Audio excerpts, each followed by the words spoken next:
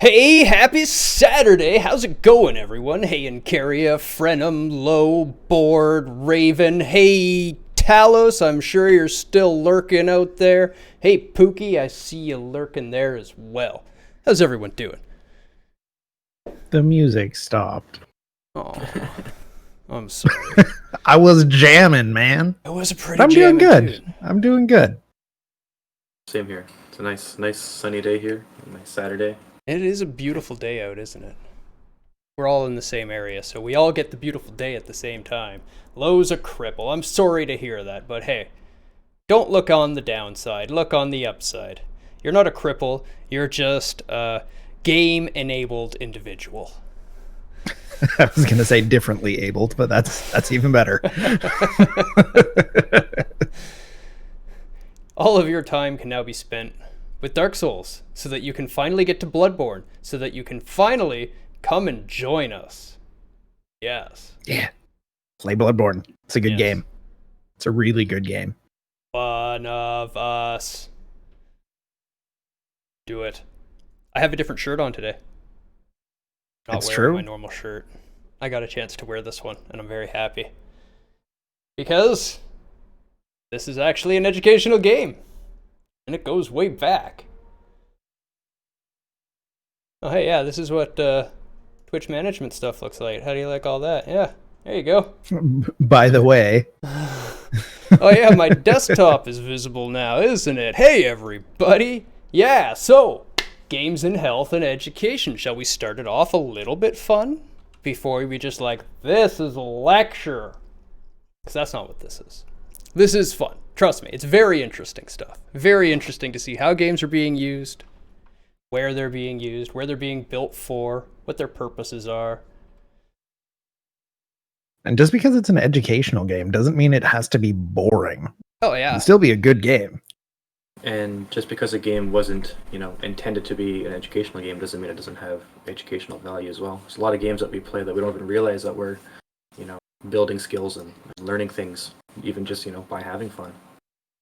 You're a little low there, Pseudo. I will scoot closer to the mic. That's better. I'm also just talking really quietly for some reason. I could just talk louder. That also helps. Better Just shout close at to the us mic is for the always whole good show. too. But yeah, just get mad at the mic and start yelling at it. Chew on it once in a while. We'll hear you. I will try my best. I'm just so relaxed today. It's a nice Saturday. Get to Oh sleep yeah. in. Oh yeah. I totally understand. Just way too chill.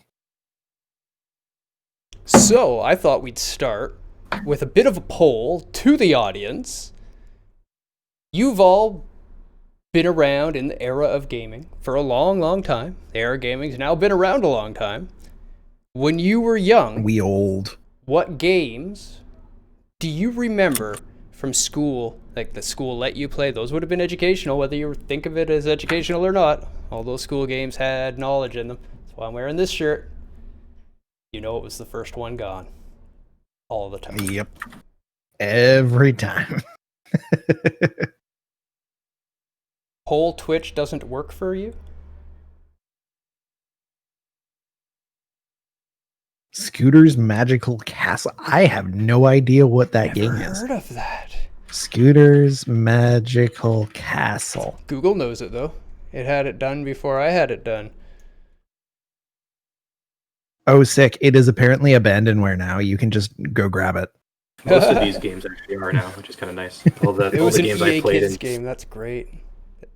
all the games I played as a kid in the computer lab are all abandonware. I'll just download them. Sometimes you need to DOS box them, but for the most part, they all just kind of work, which is nice. That is, This is a game right here. yeah. That's more than we got. That's for sure. Oregon Trail, yeah. Oregon Trail's the standard low, for sure, for sure. Each room in a castle had different stuff. Paint, melodies, grow stuff. Right on. Nice. We're in the This castle looks now. much more complex than a lot of the games that we were playing when we were kids. Yep. My first console for the home was a system that only had two different packages of games that could be plugged into it. and it was all educational stuff. It was called Socrates, however you care to pronounce the name. That thing was great. Wonder if I can find it. Oh, video system. Hey, look at that. I remember playing that. The VTech, so look at that, channel 3. Oh, I remember that. Now, if you know why drawing this is on channel 3, then you old. You're not wrong. God damn it. Oh man, That robot brings back nostalgia. Yep. Oh, look at that. It was in color. Guess you old. Hey, welcome, Mr. Grimm. yeah, we all old here. Math problems, word games. This is what I grew up with at home. Not a game per se, but I had Creative Writer as well. It had a purple guy with funky eyes and a big nose. That's a game. I think I remember that one. Look at, you can even Creative see the Writer. the redraw rate of it as it fills in colors and characters on the screen. Oh, yep. I totally had this one when I was young.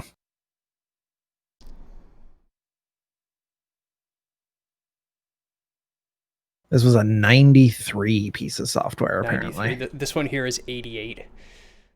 To date myself a little bit. Is that Wally? Yeah, Wally wishes he was this smart. If this was Wally, he would have had that whole Earth cleaned up in no time. No time. This is Socrates. He got it. I love the visible refresh rate. That may be my favorite part. I forgot about that part until I watched it and I was like, oh yeah, because I used to have to stare at the screen and be like, oh, I think I know what this image is. Oh, there's another layer.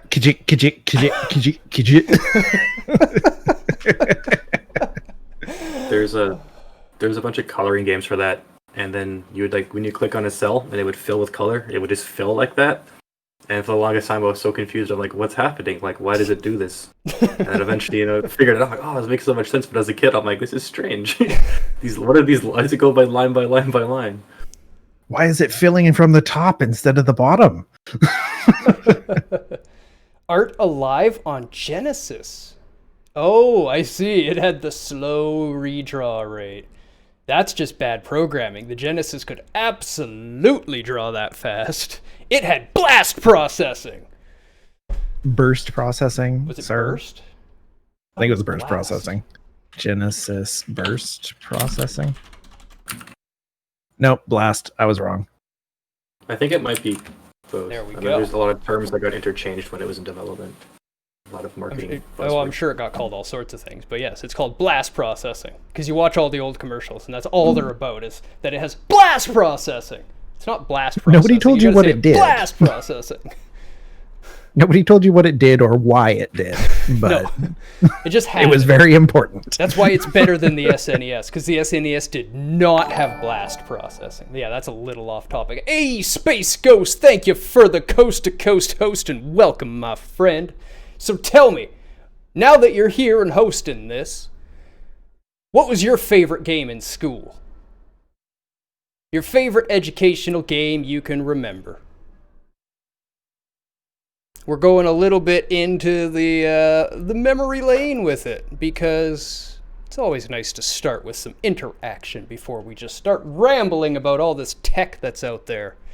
And everyone just, I'm pretty sure 99% of the people, once we start rambling about the tech side, their eyes just glaze over. Oh, they just tab over and go back to Reddit and have us in the background as background noise. Firehouse Rescue. Oh man, that is a video game. Do you know Firehouse Rescue? No. Okay, Oh you gotta my. Google it. It is a thing. Fisher Price. Oh, excellent. Excellent. Okay, here you go. Here is This memory is- lane for you, GlenCon. I'm This multitasking, is no rolling here. a video game. Not even barrel rolls. Yeah, Windows 3.1 or DOS. I played this on DOS. Well, I mean, Windows 3.1 was DOS. Well, not really. Yeah, Windows It was an 3.1 enhanced version. Well, it was actually an app that just ran in DOS. Yeah. The back end was all DOS still. It was just a front end, and Windows could crash, and you would just end up back in DOS, and you just type win, and your shell relaunches, and you were good to go. It's like running Linux. Yes, it was. That's exactly how Linux is. It's just a front end running in a command line. X crashes, dumps you back to a TTY terminal. 99% of the world panics. I'm sorry, I'm not trying to take a shot at anyone's technical levels, but let's face it, most of the world panics when they have a command line. It's true. The way of things. And probably not for long, at least, seeing how, as we're about to talk about, educational games are going. Yep. Well, and programming is being very much pushed in schools these days, which I honestly don't think is a good thing. Not everybody should be a programmer. I think it's good to have a basic understanding of how programming works. Not necessarily be a programmer, but have an understanding of how it works. Definitely helps you use a computer. And using a computer is a bigger and bigger thing in the world today. Hold on. Something very important to bring up. Ancaria, you had Doom 2 at school?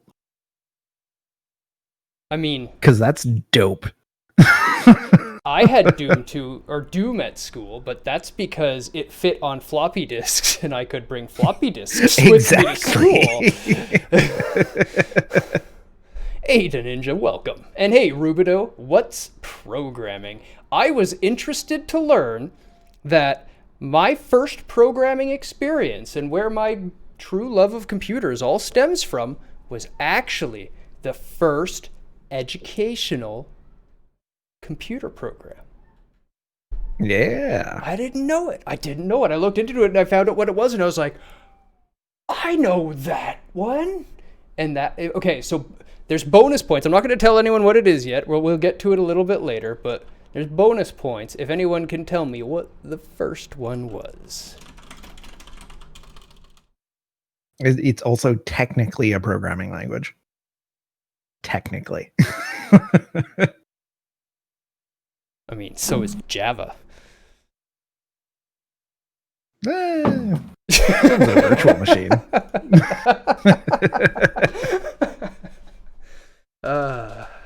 Shots fired. My computer class played Descent at launch. That's pretty cool. Did your teacher let you do it, or did your class just do it? I guess that would be the next question. Yeah, there's a big difference between... Played a lot of games in my computer class, but none of them were really class from the mandated. teacher. We were allowed to play our own games that we made, though, at least, which was a nice rule. If you made a game, you could play it in class. That's fair. That's You're pretty debugging. dope. Yeah, but then we just told our teacher that we made Minecraft because it looks, pretty basic, and they just let us play it. Similar to Micro Machines. That was when, before it was released. That was alpha Minecraft. It was yeah, that would have been 2009 or something, 2010, around then. So it was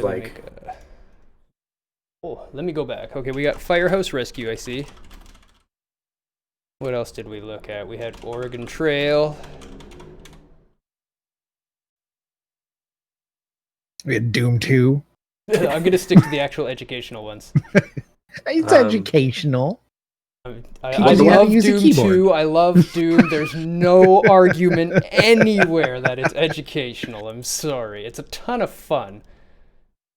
It's good for motor skills. Scooter's Magical Castle. the one I played the most as a kid was Cross Country Canada 2, which was renamed the BC game for some reason on our machines. This is what we called it. But that was a whole lot of fun. There's it. Yep. Okay. So it's funny that Pseudo had forgotten one, and Rage almost scolded him for having almost forgotten it, and nobody else has named it yet. So all of chat is going to get a good scolding as soon as this game comes up. Math Blaster?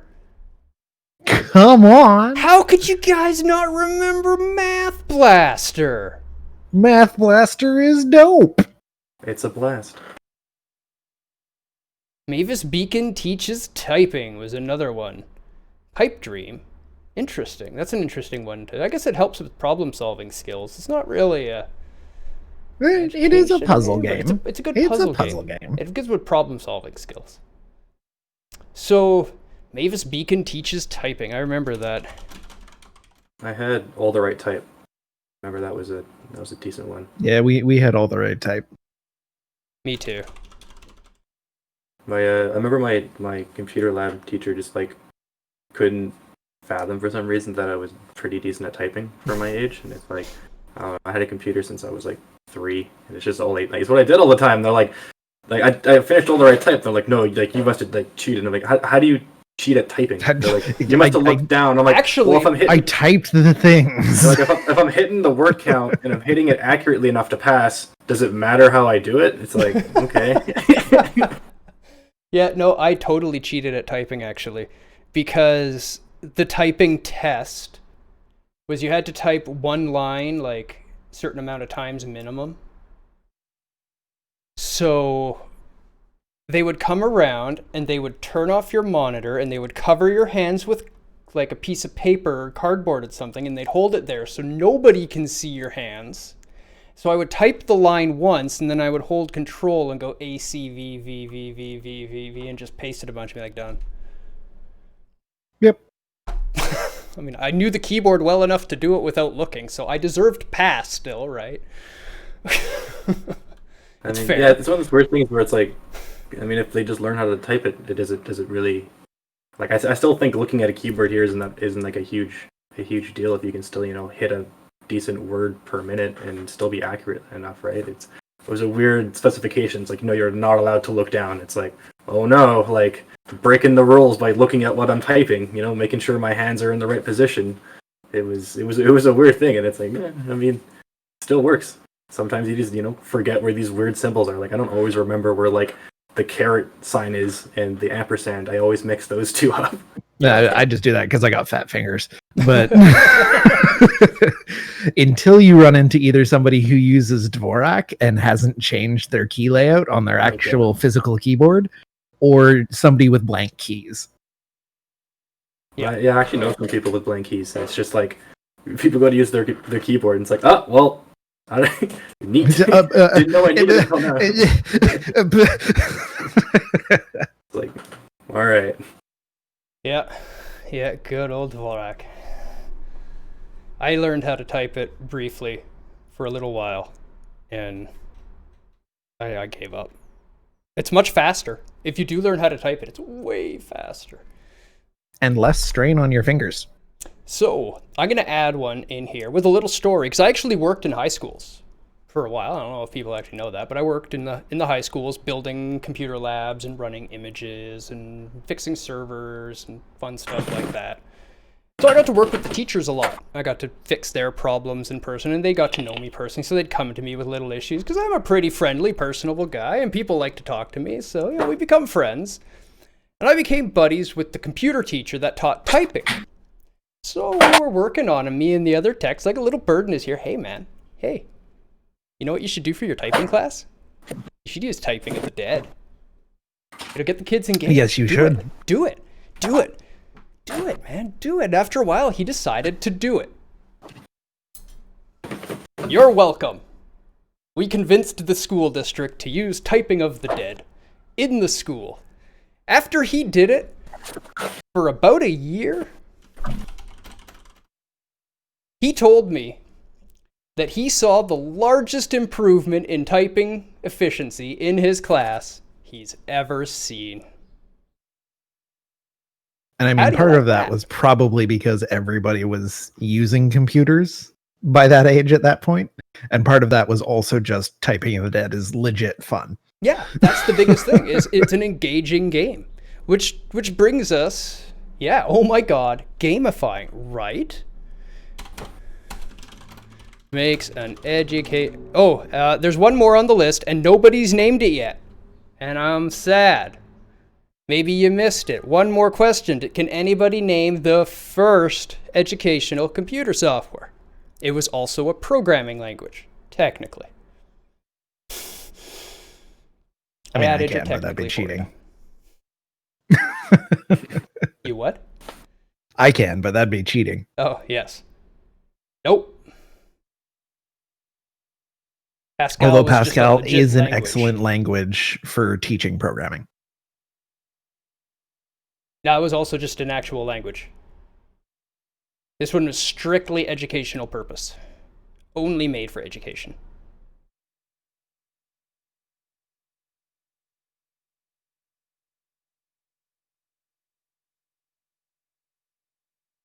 Bum, bum, bum, bum, bum, bum, bum, bum.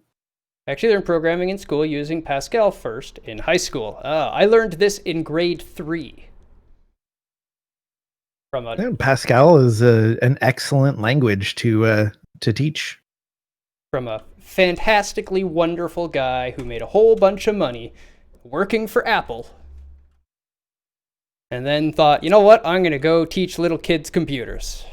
Because I've already made my money. Thank you, And sir. he made Logo.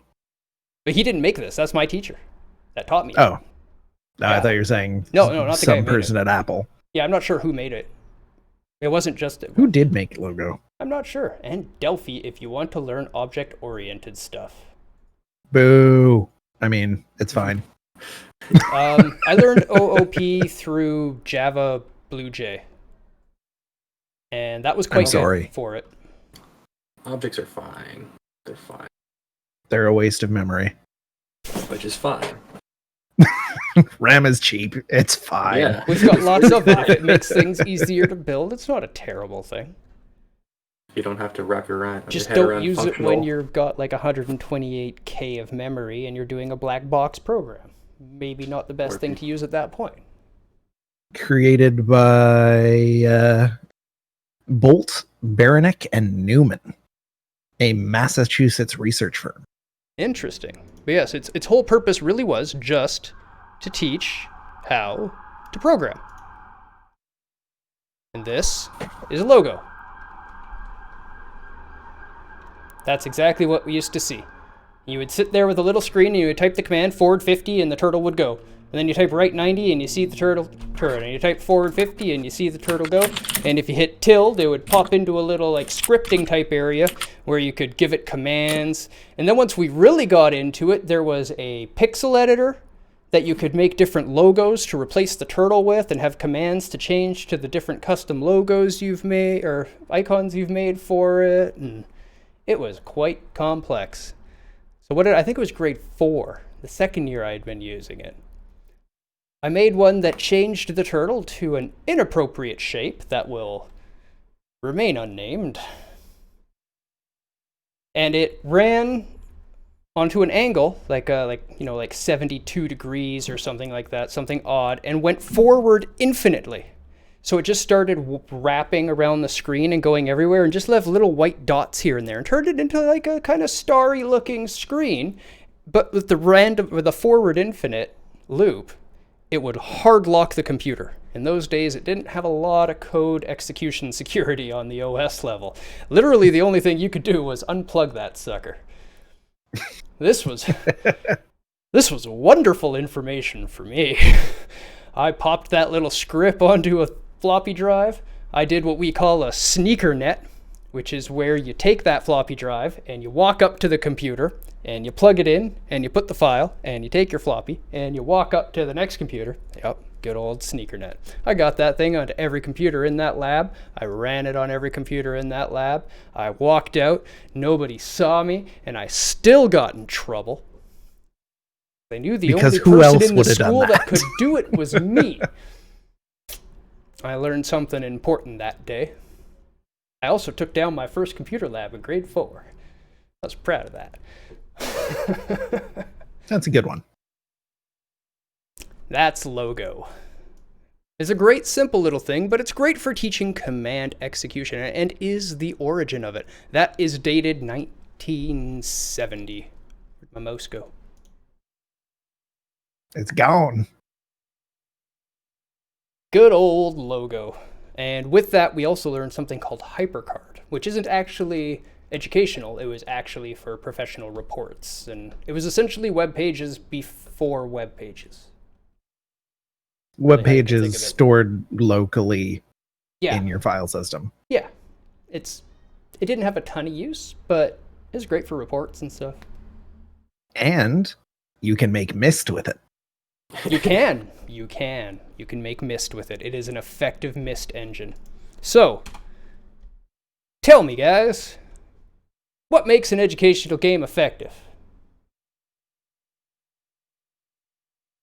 Well, seeing as the greatest improvement in typing that your computer teacher had ever seen was because they switched to typing of the dead, which is very engaging, as Glenn Kahn says, or in my words, fun. I would say that that's one of the most important things.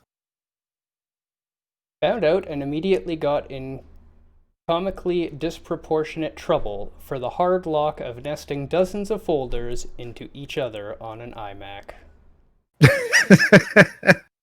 Good job, Apple. You made a robust operating system.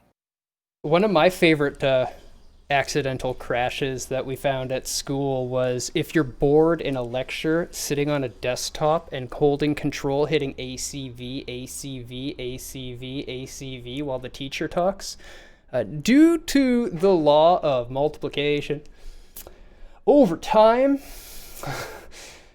that turned into a lot of memory. Quickly, yeah, we actually filled the hard drive with shortcuts on the desktop. That account never booted again.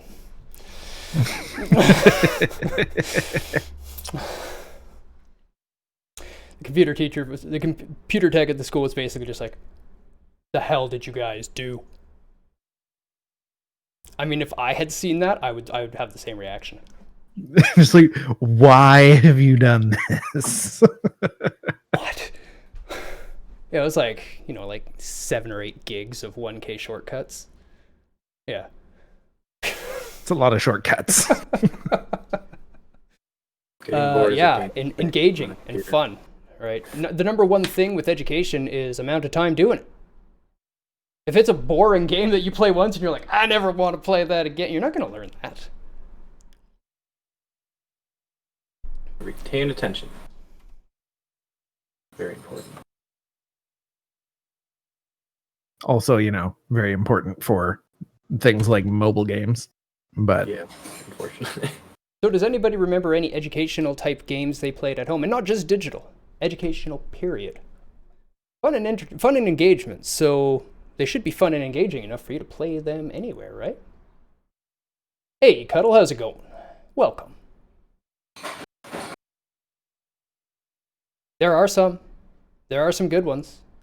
There's one famous board game that I'm sure many people know. Oh, well, the first one that I think of is the tale of the dangers of capitalism, aka Monopoly, that nobody understands. It's not supposed to be fun. It is definitely a satire on capitalism. You only played the Firehouse Rescue game at home. All right, we're going to add that then. It was that fun. So, fun memories. Who's played Trivial Pursuit? This guy. Bless my mystic beard. It's mystic. Mystical beard. Going to weave a spell on you, is it?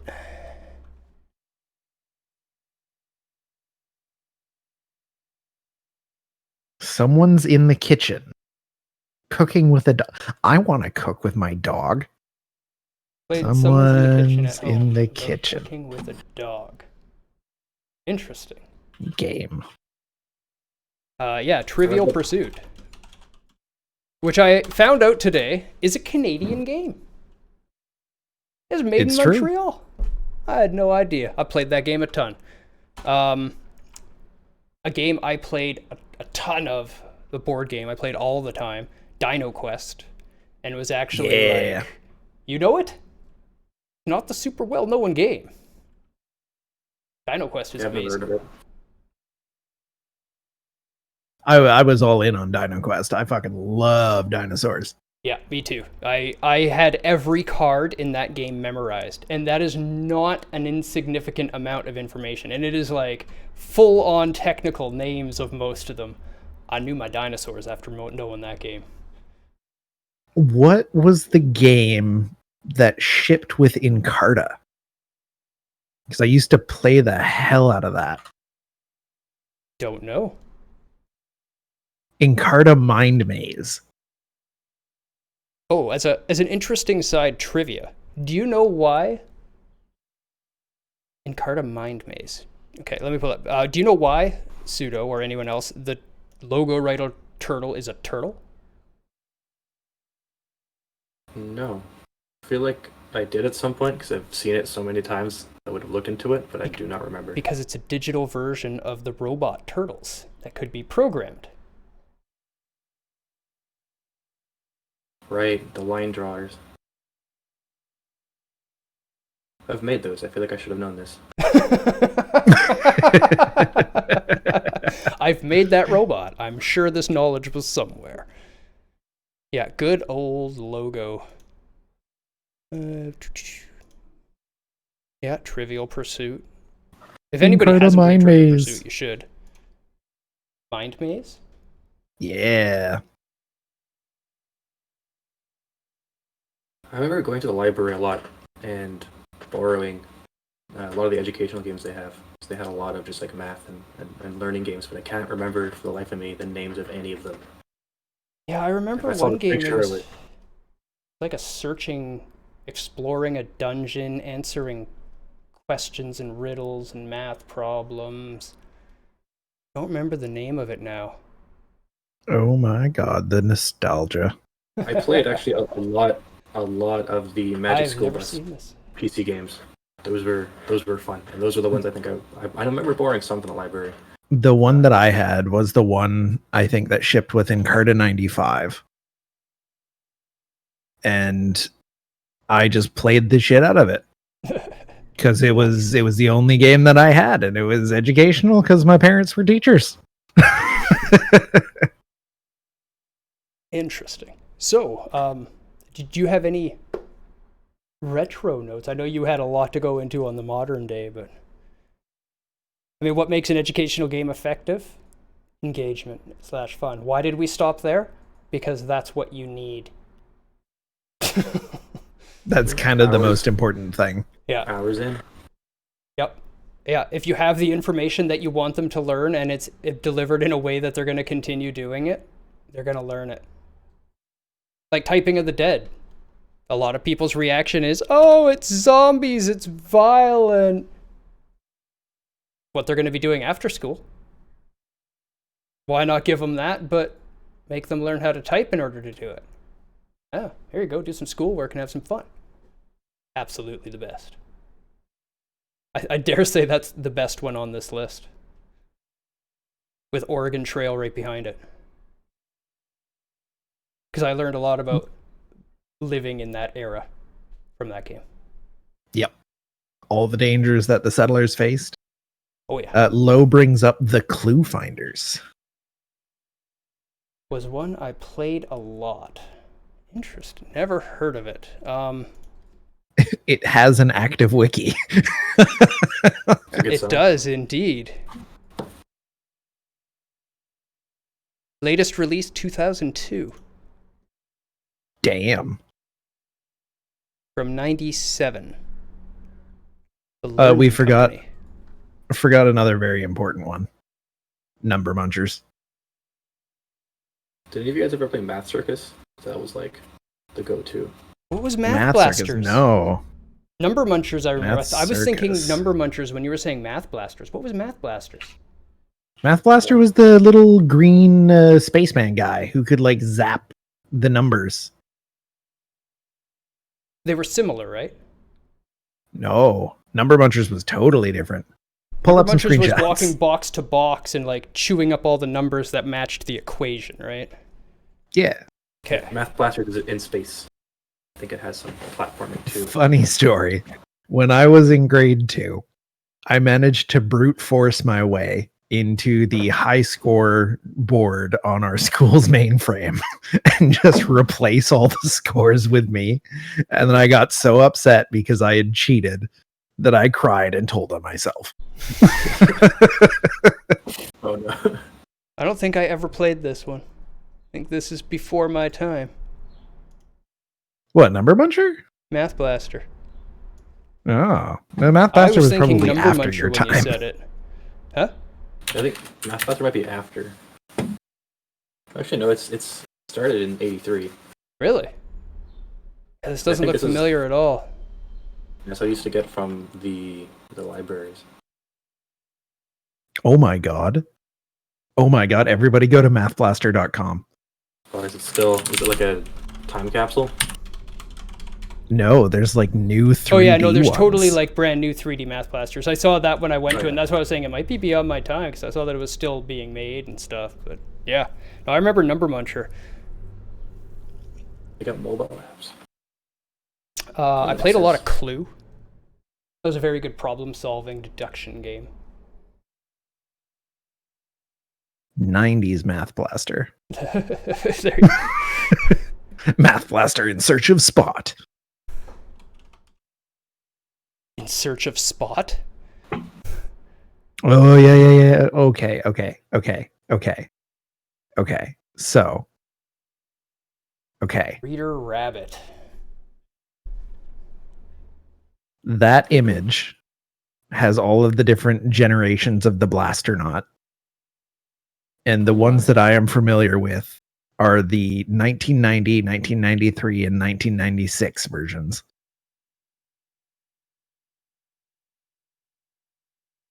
This is a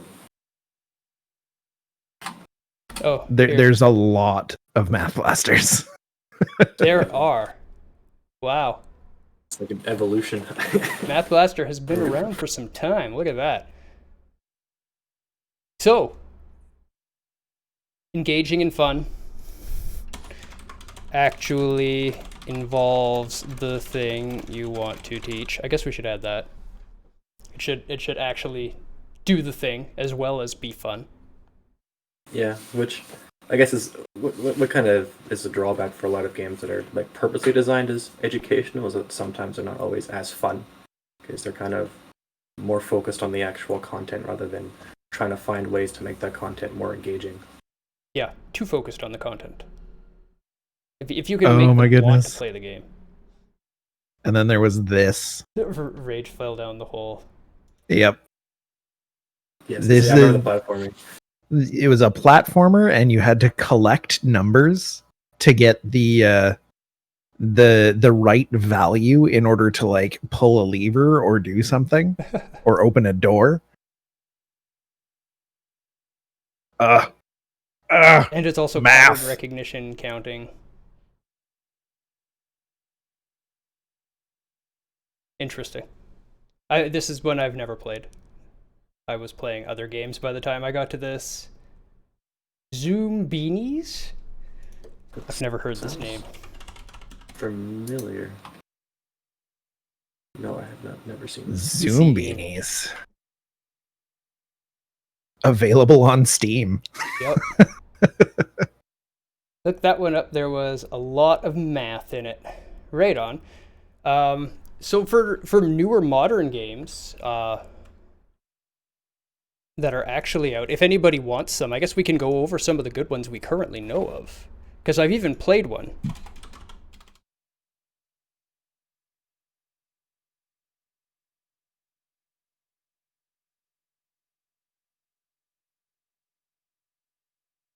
Minecraft. Yeah, there's definitely legit. No, there's an actual like educational version of Minecraft. It's a fully And it's fledged actually thing, so sick. yeah, you can actually learn a Autonauts lot from it. is one that I Autonauts showed is sick. recently. And that's really interesting little basics programming game, super fun base building, resource gathering, but perfect for teaching kids the basics of programming. Like fantastic. Yeah, that game was really, really good. I'm glad we took a look at it. Human Resource Machine is a really good one for learning like Boolean logic and some basic like programming and scripting. It's one of like more modern educational games I played that weren't really like, they don't label themselves as educational. It's just like a puzzle game. But I started playing like, hey, this is programming, and I was playing with our other brother, and there was like a pretty complicated puzzle that just had to do with like Boolean logic and counting, and I just like did it. So, well, how'd you just do that? And I'm like, well, it's it's Boolean stuff. Like this is stuff I actually. This is my jam. This is my bread and butter. I do this. I know how to make things turn off and turn back on, but it's actually quite fun. It's a good little game. Really cool art style. Yeah, sounds good. I mean, when he asks, you could basically be like, "This is like you writing a check." It's the same thing. Yeah. How about Kerbal? Yes. Definitely Kerbal. I strongly recommend that one. Absolutely. If you can get landing on the Mun in Kerbal, you understand some physics and some rocket basics, and yeah, get gay. I don't know if it's still relevant, but Scratch was really cool and easy to use to build games. Don't know. Yeah, Scratch is still relevant. Scratch is a block-based programming language that's designed for kids. Oh. Yeah, it's got a not so much kids, but for entrance into. I'd say it's designed for kids based on what I see when I search for it. I just try to be careful to like gatekeep, learning how to program, because there's a lot of people who aren't kids that would benefit from even starting from scratch. Oh, totally. Totally. Scratch is legit. You look at the way it's colorized and the stylized, it's still made to appeal to kids. Yeah. And there are lots of good ways to get into programming. I don't know if it's still relevant, but Scratch. Yeah, I read that. Okay. Starting from scratch. What a tagline. I agree. Is that actually their tagline? Is that why they call it Scratch? Probably. It's probably why they named it Scratch. I hope so. Otherwise, they've missed the fucking boat. So a really cool thing. I got a quick piece of good news, sorry, before we continue. Hey, Rage. Yes.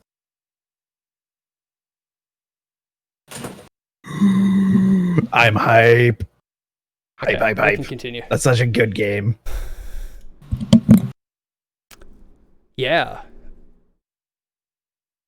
What else have I played? I would not recommend that other programming game that escapes me right now. Because names in me and stuff. You still own There was another one recently that was like a hacking game where you had to learn about like yes. Yeah. I don't recommend that one. There is another one that's like even more broken than that. Well, not broken, but even more hackery than that. But you learn about like reading from memory and memory manipulation in order to get through levels. Interesting. Yeah, hack and slash was learning about loops and whatnot, but because of the LUA and the way that they translate the LUA to the GUI, when you move the GUI in the game around, you're actually changing the LUA code that's running. And you can create loops that will just like lock your system. I've done it. Like completely overwhelm the video RAM and just get a flat output of half of a test palette of a font this way on the screen. And that's all I got. And I was like, I'm not going to play this game anymore. That's just learning about side effects. Yeah, it was really bad. I had to hard power the system. It was toast. So don't do that one. I just want to quickly talk about Kerbal. Kerbal does something pretty important, which is what a lot of educational games are doing in a modern setting now, which is taking these like pretty serious topics, but adding that kind of silly, half-hearted flair around them, so they don't feel like they're so daunting and intimidating. Because typically, if you're going to play an educational game about rocket physics, it's going to be like a huge barrier to entry. You're going to be very overwhelmed. Like, I'm going to launch a rocket. Like, this is going to be a lot. But Kerbal Space Program, that's what you're doing. You're launching rockets, and the physics is close enough to you kind of need to know what's going on. It's a lot of terms that you cover, but it's presented in such a easy to digest way that even kids can play that game, no problem, and adults can play that game. Everyone can play that game and learn a lot about rockets and engineering from it.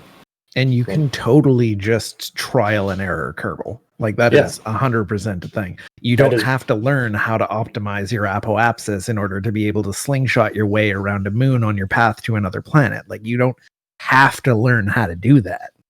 Fun fact, cool. my first rocket, because my problem solving is very ad hoc. It's very let's just throw it at the wall and let's see what happens, and and trial and error. So when I first tried to get onto the Mun, my approach was, okay, well, I'll have my rocket, and I'll wait until the moon's just, coming up above it, and then I'll just shoot my rocket straight up, and then try to just meet it. And of course, if anyone's ever tried that, it's not going to work well, because, you could maybe, but it'd be a lot hard, it'd be very hard to calculate, that kind of Kentucky windage of sniping the moon from Earth with a piece of metal. And then, fine. You try it, and then you realize, like, oh, the moon's gone, and then now I'm just sending Kerbals mercilessly into the universe.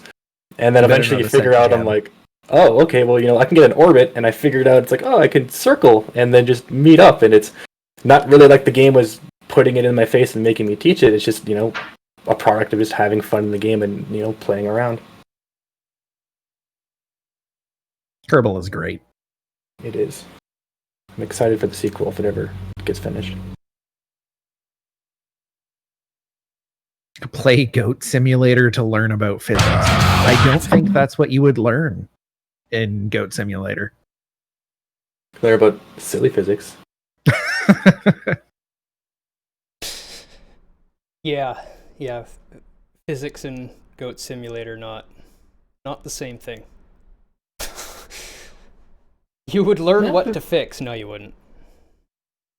There's still some, but you'd know like what is exaggerated, right? You'd still understand basic concepts of gravity and shapes and moving stuff around and would you? What happens with like yeah would you? Yeah, or you would you just go throw a goat off a roof and expect it to bounce? Yeah, you'd still understand gravity and physics of ragdoll and stuff like that. There's still like educational things you can pull from any of these games. It technically would bounce. It's not very well. I expected at least 2 bounces. Sorry, unless the roof is sufficiently high, in which case it would very much not bounce. It would do the opposite of bouncing.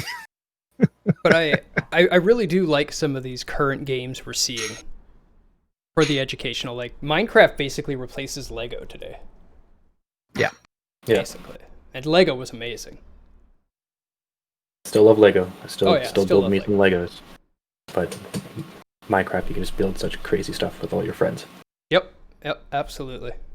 And all these games we've listed are just fun to play, mildly addictive, and you're not learning because you're forced to learn.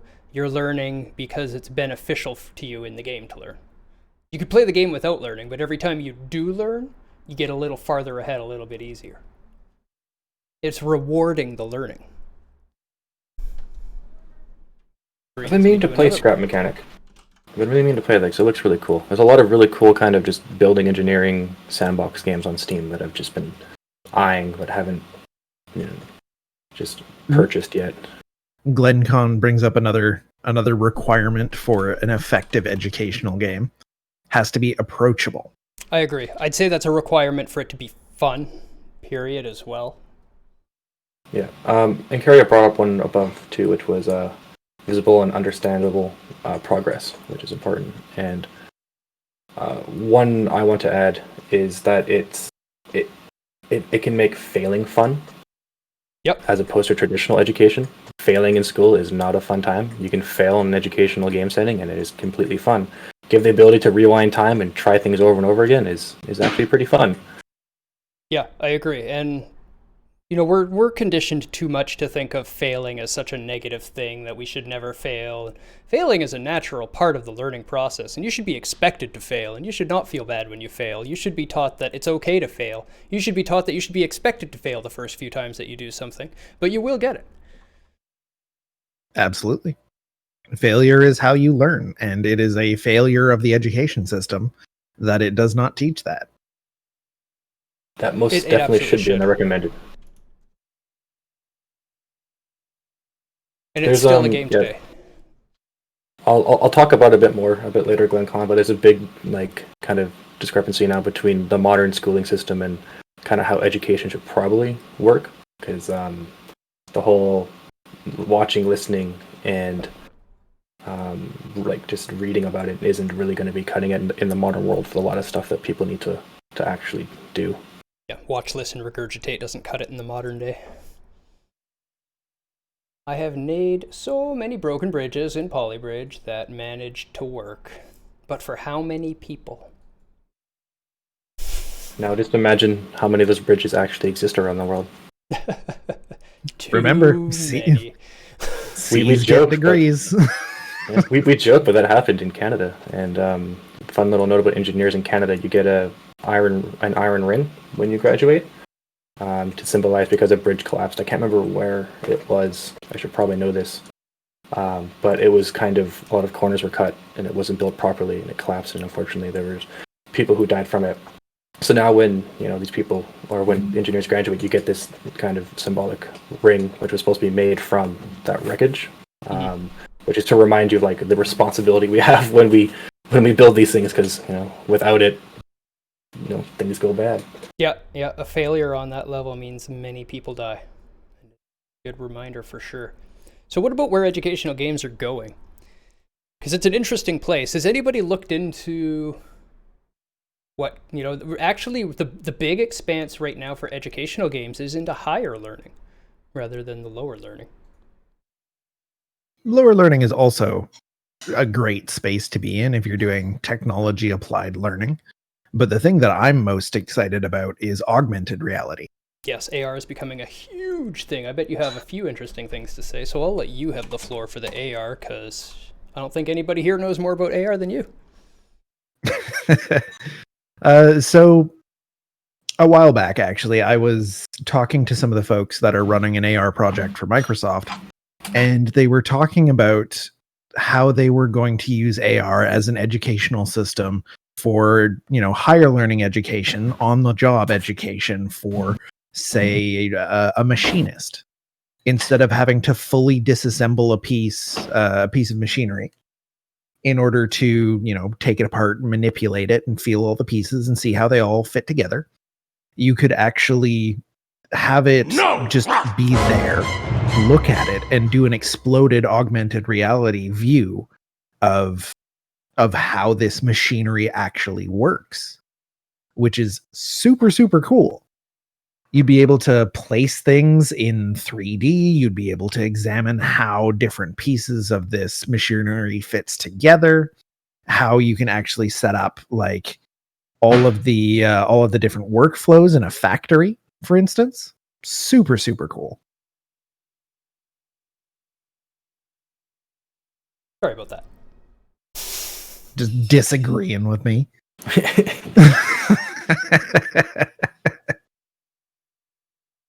Iron Man did it first, but it was fake there. No, actually, Iron Man did not do it first. They had AR games that people were playing long before the Iron Man movies.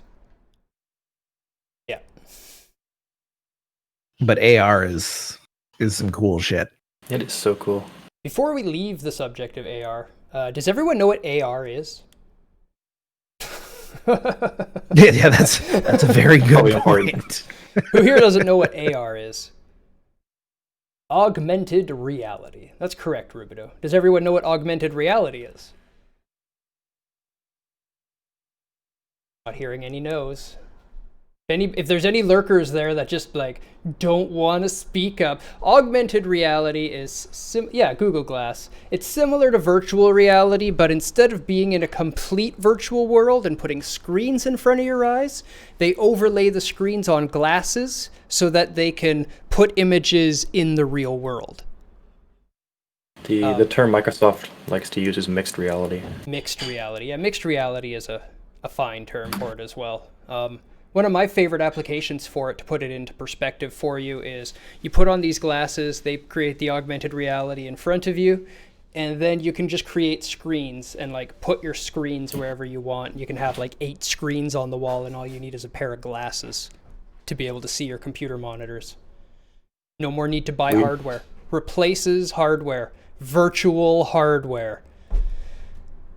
We are so close to having the heads-up display. Mind blown. Yeah, Pokemon Go does have AR. It's exactly correct. Yeah, I wouldn't even say it has AR. I would say it is AR. Period. Oh, you can also run it without using AR. Really? Yeah, I turned that off. Yeah, it's a huge battery drain, but it does have AR functionality in it. Interesting. Yeah, AR is cool. It's essentially a camera looking at an area and then a computer calculating the area and drawing images in it so that it looks like it's actually there. That's what we're talking And it gets about. super sick when you start involving depth sensors, so you can actually place things in real space rather than just drawing on top of them. Like you can have a thing that is in your augmented reality world behind something in the real world. Like that doesn't sound very impressive. Nice to meet you. But holy shit. And thank you very much for the follow. All right. So, yeah, the AR is huge, but VR is also really, really huge for training moving forward. And we even see like flight sim software being sold as a game and used as an actual training. Pseudo and I were talking about that a little earlier. We could talk about it a bit more, but one of the biggest things on it, and it started interestingly, I don't have the name of it. I was trying to find the game. I couldn't find the name of the game. But it was a documentary I was watching a while back where it was a doctor who commissioned a game to be made and worked with the gaming studio. He made the game in VR. It was like this game where there's like a little elf walking along and you have to sort of pick things up and use both hands at the same time to do precision movements in order to help him go along his path. Almost kind of like a Lemmings idea. But the doctor actually built it so that the movements and the actions you're doing in VR space are the same types of abilities that he needed to use regularly while doing surgery with the robots, like robotic surgery. And super freaking cool. This way he's playing a game that's cutesy and an escape and takes him away from the world of medicine, right? But he's still practicing the same skills to improve his ability to perform surgery. That's the direction that it should be going. Everything I found when I was trying to find it was all about OSO VR, which is like a really, really high-end VR car mechanic for surgery. That's like exactly how it played. Was car mechanic, like to the point where when they have the tool in the right spot, you can see the yellow outline of the tool in the spot that it goes in, and they click and it appears there, and like it's like straight up car mechanic for the human body. Tells you a lot about modern medicine, I think.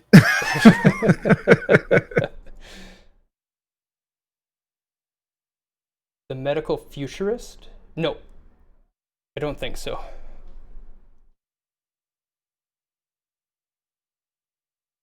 We're talking about OSSO VR, OSSO. It is straight up surgical training. Yeah. Yeah, it's like the real surgeon simulator. It's OSSO VR. Here's their website. Let's see. Watch a video.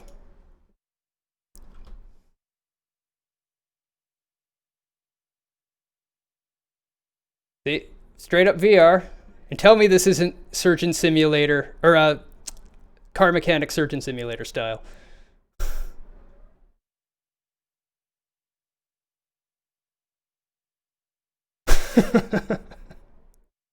Yeah, that is straight up the same style. But at the same time, it does show you how to actually do those surgeries, which is pretty dope. You got to walk through everything, go through it step by step. It's good practice. It's a very, very expensive piece of software, actually. There was no blood and guts. There's not a lot of blood and guts in the surgery usually either, unless things go horribly wrong. Which is what we're trying to avoid. Yes. But yeah, the AR is an interesting one. Do you know if they're using it anywhere? There are a couple commercial applications of Microsoft's AR headsets already in production.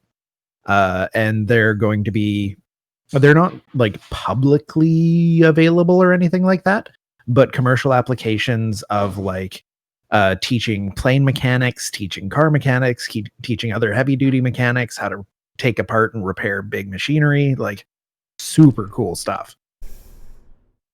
Yeah. Yeah. And what about just general tech, not just gaming? Because there is some cool tech that's been being used that I always love to talk about. Anybody want to learn about the Learning Hat? I want to learn about the Learning Hat. They actually have a learning cap. There's an actual learning cap that can like help you learn things. Is it like the sorting hat? I don't think so. I don't think so. This hat, it has to be set up first, but when it's all done and set up properly, it can cut your learning time of a new skill from months to days down to weeks. Yeah, it turns out brains are just really complex semiconductors. They're actually quite malleable too. It can teach you how to fly. It can, absolutely. That's one of the things they use it for.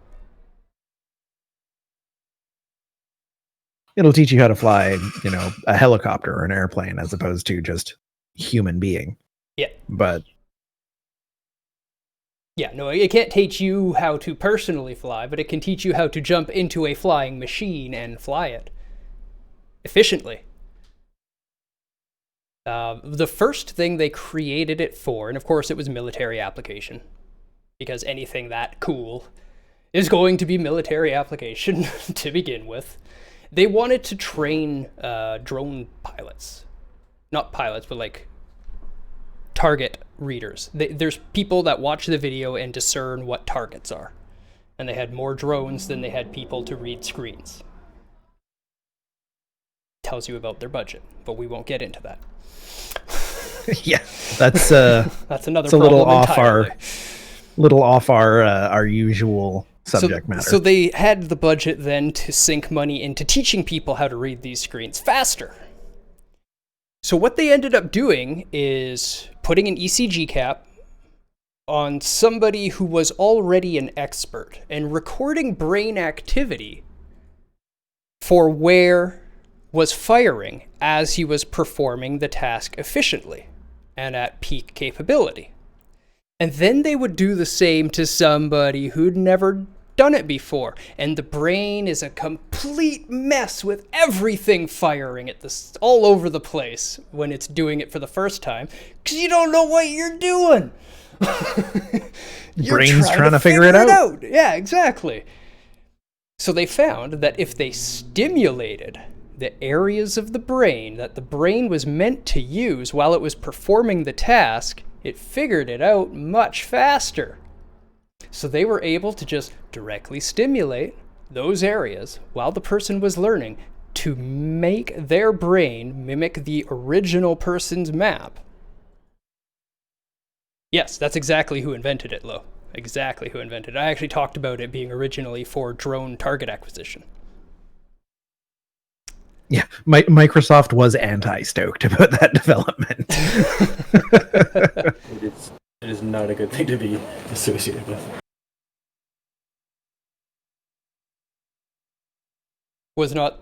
Microsoft was not stoked about which development, sorry? To control the drones, yeah.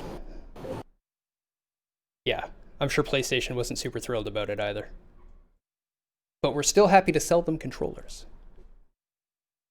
I wonder. Well, they didn't necessarily have a direct line to Microsoft or whatever. They just ordered from suppliers, and Microsoft and Sony can't stop the suppliers from selling people. No, I know.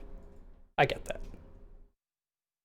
The use of their controllers, yeah. So I wonder if they have the same arguments that gamers do. Xbox versus PS4 for their drones.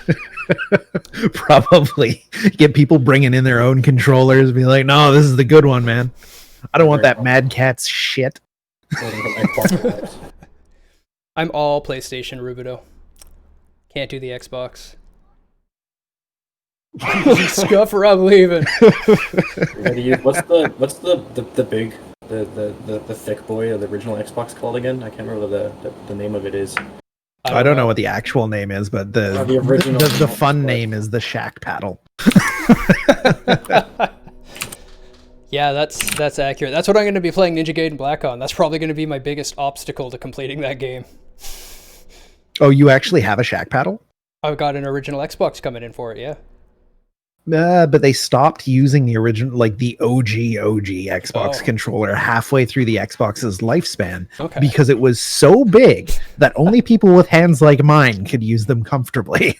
I remember them. I don't think I realized that they changed it part way because I always bought the oldest hardware because that was the easiest to mod. Yep. Yeah, the Duke. That's what it was. Yeah, Camera, huh? The Duke? Right on. Yeah, I'm used to cameras. I'll get used to that one too. I'm sure. I'll get it. The third biggest will be gravity. Actually, gravity's not a problem. Really? Nope. You're locked onto you're locked onto platforms for the most part. Interesting. That's good. Then I can just focus on the fighting. I look forward to this now. It's really good. It's also very fucking difficult, but it's really good. I like difficult. As you know. All right. Games in health. Unless anybody has anything else they wanted to state in the education era. Yeah, I had some. I wouldn't mind talking about games that aren't, purely educational, but have lots of educational benefits. Things like, Portal. You go nuts. And even things. All right. Try not to ramble for too long, but no, you ramble, buddy. You ramble. There are lots of benefits to just playing games that aren't even, like per se like educational. Even just regular games, and most modern games have lots of benefits. Like it'll improve your memory, improve your reaction time, especially if you play things like any of the Souls-likes or Sekiro, stuff like that. Any kind of like fighting games like that will really help that. There's a lot of stuff to improve just general cognitive abilities, as well as reading comprehension, typing. One of my favorites is always the fact that a normal person can glance at a picture for like a microsecond and have the ability to recognize up to 4 or 5 distinct things. But a professional or high-level first-person shooter player can recognize up to 8 things and react to them. Yeah, exactly. And it's stuff that we're not even aware of that we're kind of building and training. And like the number one thing for me has always been like problem solving. Like I've always loved puzzle games, and people kind of just assume that problem solving is just something that you're born with.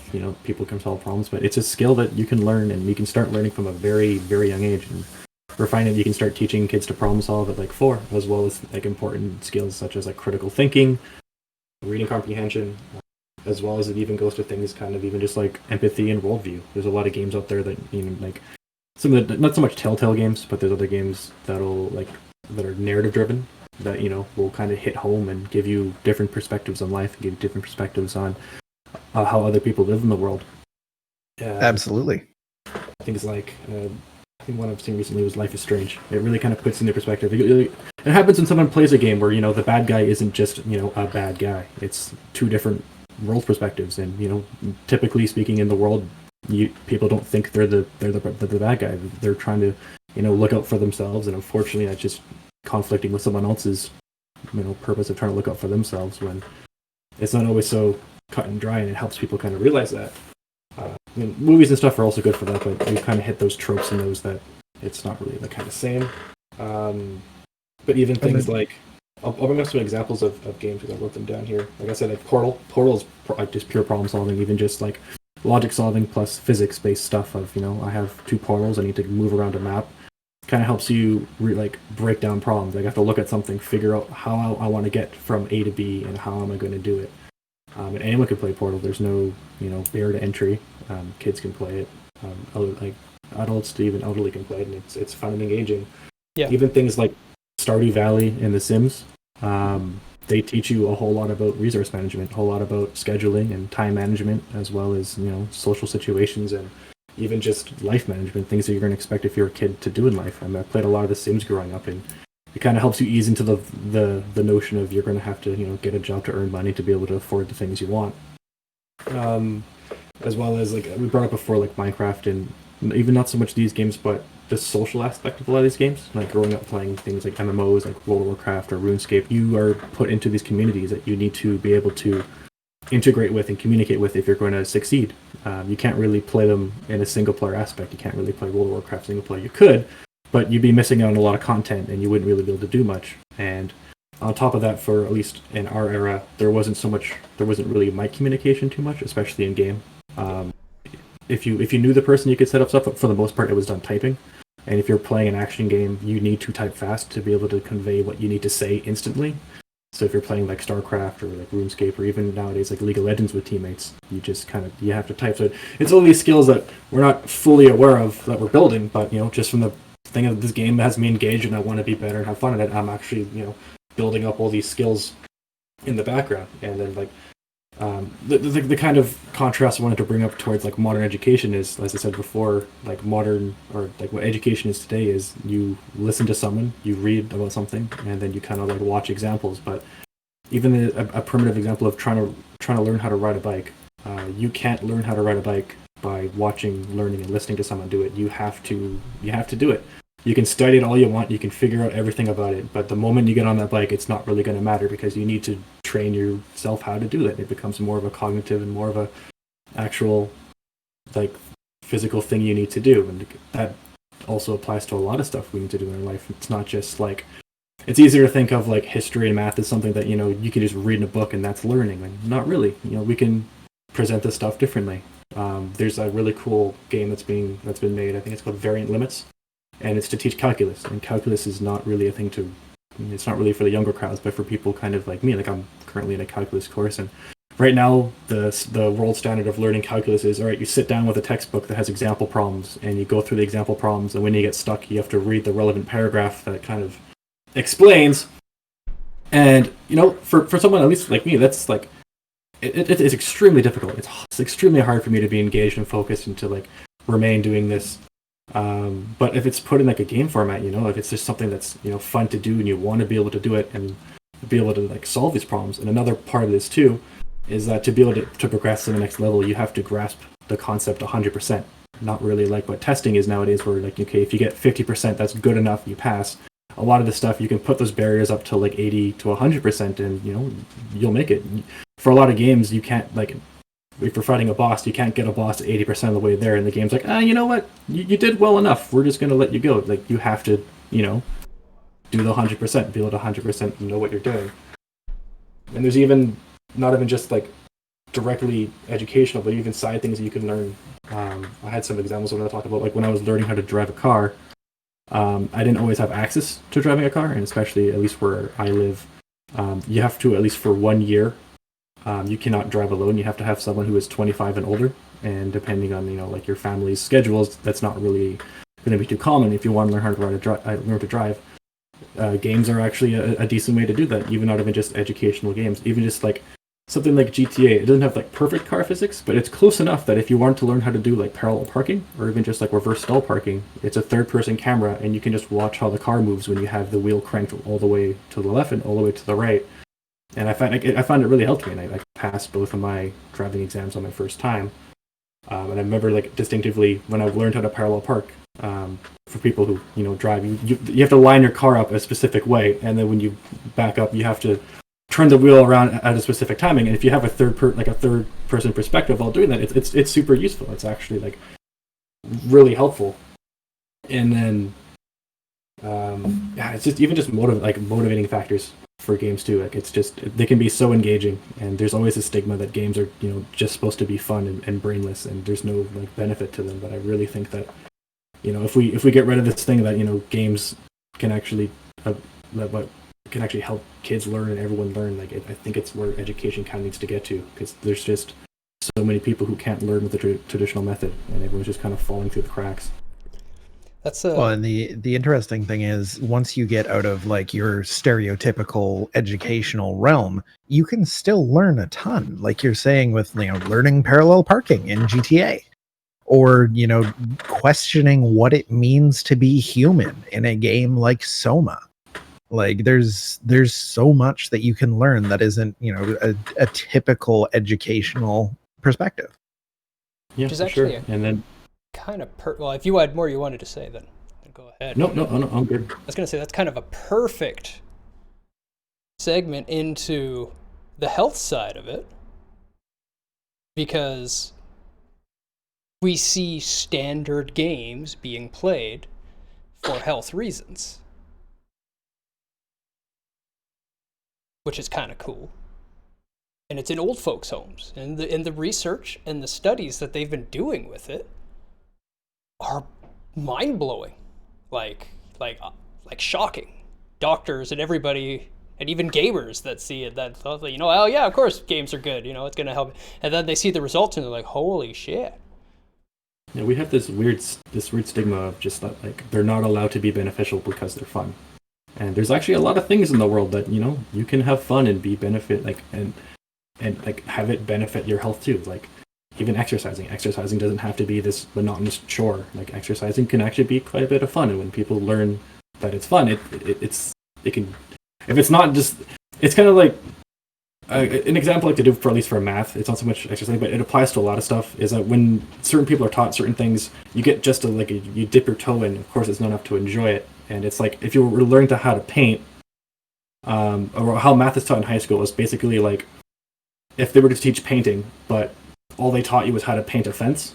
It's like, it's still painting, but like it's not really engaging and fun. There's a lot of really cool and fun things you can do with painting, but if you just teach this one kind of useful method that you'll probably use someday, well, you're not really going to care and not going to be engaged. But if you teach how to paint, let's say how Bob Ross does it, these amazing landscapes that you think would be super complicated but really aren't, and that I think applies to so many different fields, as well as like I said, math, or like science, chemistry, even physics. 100%. Rubido brought up an interesting point of saying that a lot of his mainland EU friends learned English in MMOs. So learning other languages. Sense. Yeah. Yeah, immersion, right? They say that's the best way to learn, is to immerse yourself in like a group of people who are native speakers, and that's probably the easiest way to do that, especially now with quarantine. If you want to learn a second language and you want to be immersed, it's about the only way you can really do it, is to kind of put yourself in these online communities that are different language from your own. Yeah, it's awesome. That's awesome. It's cool to see people's progress like that, isn't it? I love teaching for that reason. Watching people progress and learn and become better is just super exciting for me. So, yeah, one of the many reasons talking about before we slightly sidetracked, they did want to talk about their points, but we're seeing massive acuity and functional increases just by playing video games. And we're talking like simple games of Wii games are popular because it's a little more motion as well, but even anything that just gets the mind focused and doing something and thinking for a little bit, because we find like a lot of the elderly homes and stuff, there's nothing really to do. They literally sit around and vegetate, and if you sit around and vegetate, you will vegetate. Your brain will mush because it's not being used, right? It's an organ, it's a muscle like anything else. The more you use it, the stronger it gets, the more reliable it is. So they were seeing to the point where people were pretty much almost unable to take care of themselves. All right, just gone, no interest. Get them playing game a little bit. They played more and more. They get them to a point where, yeah, it needs stimulation. They get them to the point where they're playing around an hour a day, and they're up and about and doing things and taking care of themselves. And it's like coming back to life just by having that mental stimulation. And it's a fantastic form of stimulation because, as we all know, Mr. Lowe, you don't need to be overly ambulatory to do it. You can just lay there and do it. Little on the nose there.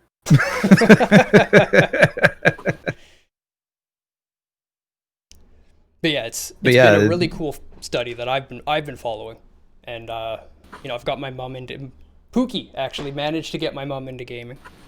Thank you, Pookie. And yeah, my uncle's a big gamer, pushing my dad towards them. I think they're just good for the brain. I think it's a healthy and should be an encouraged act. Just like exercise, you do your hour or two of exercise a day outside and keep the body going. Make sure you do your hour or two of games a day and keep your brain sharp. You can do both now. And you can do both with something like Gorn or Beat Saber. Even Like you Pokemon Go. play a couple hours at Gorn, you play a couple hours of Beat Saber, you tell me you aren't sweating by the end of that. I'm sweating just standing up. Maybe Yeah, the heat Gorn. wave this weekend. Gorn. If you want a good workout, Gorn. Just go crush some skulls in an arena. Blood, sweat, and tears. Ridiculously fun little tech demo. Remember, the rubber pool noodle physics on the weapon can work in your advantage. Practice your scoops. Practice your scoops. Once you get your scoop good, nothing can touch you. You get the hammer, you get the scoop right so that you get, because it's a pool noodle, right? So it'll bend and it'll whip 180 around as you come up and off. You can get all of that momentum of it coming up and catching the guy, right? If you hit him in the chin, you'll even get a special smoke animation out of his feet as he launches out of the arena. It is also the most satisfying thing in the world. I will absolutely stream some Gorn for you guys as soon as I have room to do Gorn again. That is a thing. Health. What else in health? Does anybody have any stories of games, not just... Memory. I can talk about games in memory, because that's something that people don't really, I guess, realize too much, is that, like, how well games are at having you memorize content. I'll give you the floor right after we give a second, just to see if anybody in the viewers has any anecdotes or notes they have. Like, oh, hey, I heard about this story. Now's your time before we spiel for another half an hour about techie type stuff.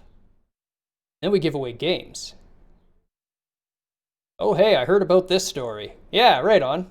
I'm glad you heard about this story. That's why you're here, right? You came here to hear this story because you heard about it. Thanks for being here, Mr. Glencon. Have a story. Go ahead, Pseudo. All right. So yeah, this was a... Oh, apparently LA Noire can help with those on the autism spectrum learn how to read body language. Interesting. See that being a good application for it, yeah, because that is exactly what that game was all about, is recreating... Its whole engine was about being able to show emotion on the characters' faces so you can figure out if they're lying or not when you question them. That was a fun game, too. I actually quite enjoyed that one. It was very different. The parts between the questioning weren't as good, but the questioning was good. Fun little anecdote about LA Noire. If you have the PC version, you can tweak the intensity modifier for those expressions. You can crank them up to max. And so, like, you can have them very expressive to the point where their face just distorts with, like, anger and frustration or happiness, and it's hilarious. If you haven't seen it, there's probably a YouTube video out there of someone doing it, but it is absolutely hilarious. That sounds hilarious. Yes. You throw it in the Discord. Sure. I've created the Discord command and the YouTube command, like I said I would, for all of you mobile people. Welcome back. Welcome back, Rubido. Welcome back. It's like, for like, I don't know for expression, but even just like empathy. Like, people, we can train. Like, empathy is not always something that's inherently learned, and some people think that, you know, being empathetic is just a trait of how you are, but it's something that, you know, people need to learn. Learning different worldviews. There's a lot of problems in this world that can be solved by, you know, if we just break things down and have each other look at it from, like, everyone else's perspective. Like, it's something that can happen through games. You know, you can see both sides of the story, especially when it comes down to like historical events. There's not always a clear, you know, good and bad guy. Whoever basically is writing the history textbooks, whoever, you know, is the one logging the events, will of course view themselves as the good guy. But when you have two different sources, it's, you know, two sources of both people saying they're good and also both saying that each other is bad. And if you can, you know, play through that story as both at the same time, you can really kind of get that view of, you know what, maybe it's not so clear. Maybe there really isn't a good or a bad. Actually, I remember maybe a good everybody's JRPG. just human. I remember a good JRPG on the PS2 that was like that, where you split the story back and forth between the main character and the villain in the story of the start, when you flip to him, is just some guy trying to protect his village. Yep. Okay, so I'm going to talk about memory. Yeah. This is stuff that you'll probably all be able to relate to as well, at least the people who play Pokemon. This is something that was talked about in Andre Thomas's TED Talk. If you haven't seen that, I would highly recommend watching it. It's very cool. It's about just learning education and gaming as well. But what they brought up was, in high school, at least for a lot of us, we had to memorize the periodic table of elements. I'm not sure if you guys had to do that, but I remember having to do that, and it is rough. And for you, those who don't know, there are 118 elements on that table, which is, if someone asked you to memorize 118 things, that's going to be, pretty hard. It'll take you a little bit. You're just going to kind of look at it and brute force and try to do it. But another thing, when Pokemon launched, there are 151 Pokemon. And I can tell you that I still remember the 151 Pokemon no problem. So do a lot of 10-year-olds. Not just that, but there are 18, well, at least for modern Pokemon, there are 18 different types of Pokemon. So like the fire, ground, water, like dragon, and they all have strengths and weaknesses combined to every other type of Pokemon. So put that together, and I think it's a huge set of numbers of strengths and weaknesses, and kids these days, by accident, can memorize that entire table. If you scroll through the table of the strengths and weaknesses, it's a massive table. It's, it's quite much larger than it's memorized a periodic table, but, it's gamified, and kids can do it, and it doesn't really seem like it's, useful right now, but if we were to make it, something that's a bit more relevant to education, would say if this stuff was, related to a periodic table, it'd be, you'd memorize it by accident. And it's something like that, like that daunting task of having to memorize 118 things. It's like, it's really not that bad if things are gamified. If you play a game, there's a lot of stuff that you've memorized even without even realizing it, if it comes down to like actual mechanics of the game. Like if you play, for at least MMORPGs, if you play like a magnitude of them, the same concepts kind of the same. Same with like FPS games. A lot of the same mechanics and concepts are the same. If you've memorized a lot of the stuff of how this stuff works, but if we take that same thing and put to something that's, like a useful, or not that saying it's not a useful skill, if it's something that's like a life skill that can be gamified like that, then it's like you'll just memorize it like second nature. As well as history and lore. People really, really get into lore in video games, and I'm sure a lot of people, especially you two, for Bloodborne and like Eldritch lore. What are you talking about? I don't know what you're talking about. And it's like, yeah, but like, because like it's something like that lore is so captivating, and even though it's a fictional setting, even for things that if it was like an actual true historic place, or even for like an actual like historical times, it doesn't have to be 100% like nonfiction, but even if like the actual places you're in and the dates and times you are in are correct, you can still learn quite a bit about the world. Even things for like feudal Japan or like 1930s America, even things for like World War II, and like a lot of those kind of shooting games, like Call of Duty games, took place then, and a lot of people, they know quite a bit. Like those games aren't super accurate because it's not their point. So there's some kind of, it's not totally great because some of the things they're learning aren't, they're kind of just made up. Same with like watching movies. But for the ones that actually are more accurate and care about it, you'll realize that you learn quite a bit about the topic without even trying to. You will just kind of retain that tension because you were immersed in the world and you cared about it, and it's just kind of human nature to figure out what's going on around you, and it's stuff that will just stick with you too because it's gamified, and it's just, you'll just remember it. You'll remember the dates of certain things. You'll remember like the times. You'll just remember like just who people were. It's a really good way to like learn about important people in history if you actually walked up and had a conversation with them. Reading about a conversation isn't really too captivating, but to actually feel like you walked up and conversed with these people, you'll remember that. Makes a big difference. Yeah, like imagine if you could for like history. I'm trying to imagine what let's just say, I guess for like we're all mostly used to Canadian history, but even for like American history, if you're learning about, let's say, the Civil War, or if you're learning about like the founding fathers, and you need to learn about important dates that these people did things, versus just reading about it in a textbook, versus playing a little game where you walk up and you get choice dialogues and you can just ask them about themselves, being like, hey, like, who are you, and like, what are you doing here, and what's been going on, and hey, like, what is this, and stuff like that. It's just so much more engaging than just reading just plain text, or even games that are just plain text can still present it in a way that's a bit more engaging, and rather than just having it be like an information dump.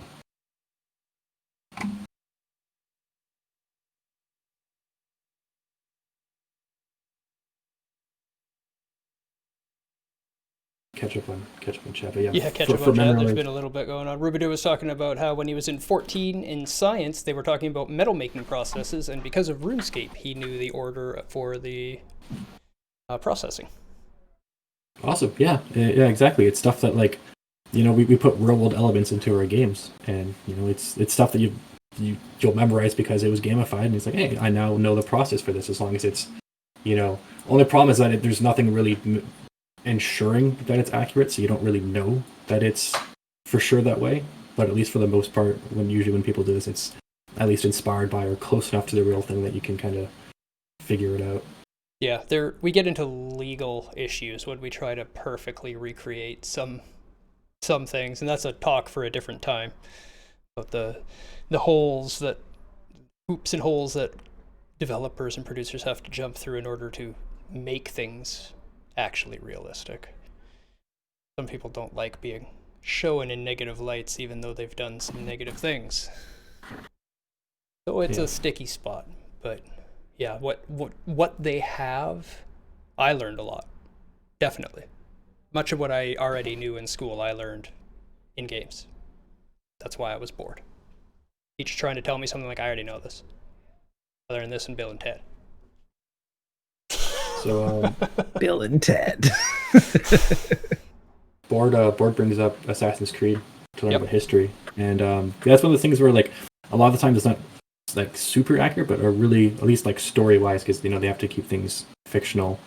But like the place and the setting and the architecture are usually pretty spot on, and they've actually been kind of building, like, now they have an educational version, but for the longest part, even their architecture was, you know, they tried to use as close to source material as they could to reference that stuff, and a lot of it's kind of, they just have this archive of actual almost historically correct assets, like 3D assets of these, like, historical monuments. It's actually kind of cool. And it's gonna go further. The really cool thing about the Assassin's Creed series is that the first couple of games, like, they actually would have things in a trailer, and then somebody who was very into history would say, well, no, that technology actually wasn't available at that time. And back in the early games, they would actually go, oh shit, they're right, we better take that out. And they'd change entire game mechanics because it wasn't historically accurate, which is super cool. That is cool. I did not know that. I mean, now you can run around on a unicorn or a fire horse or whatever, but back in the day, it was actually very cool.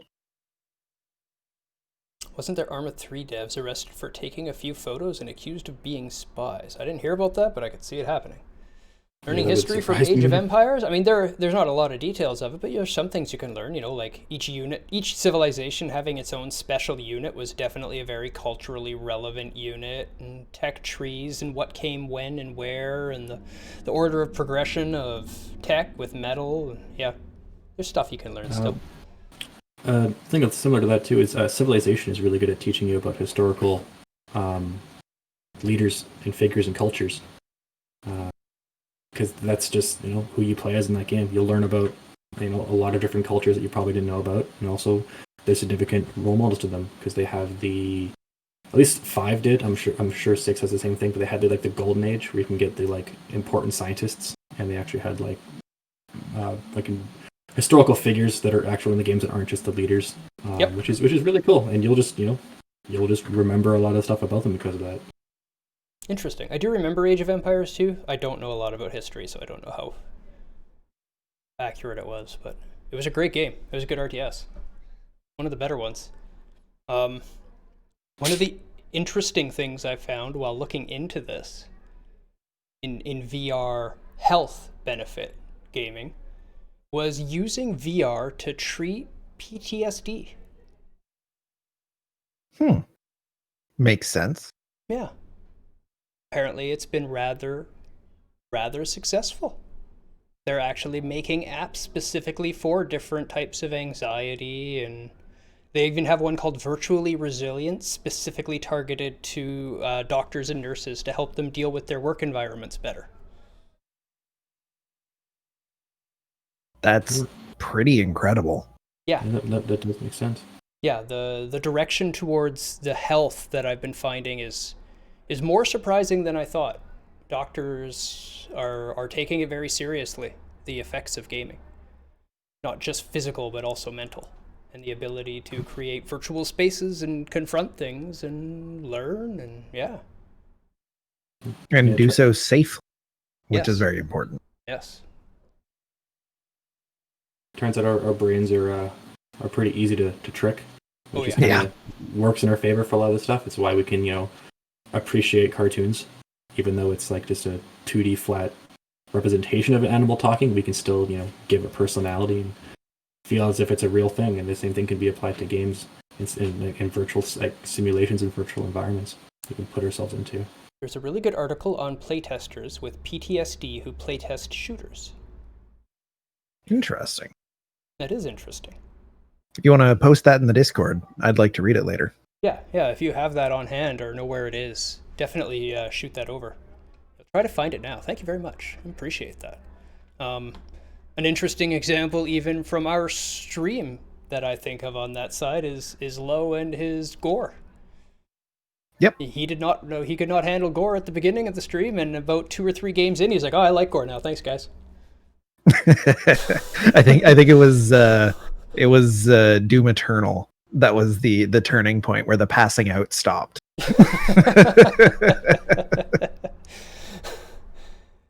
And that's great. That's genuine improvement of mental health. Resident Evil, right? You're right. That was a great game. Was it 7? 7 was the one that 7 got you is over it? such a good game. I heard of someone getting over their open water fear using Subnautica. Interesting. That game had the opposite impact on me.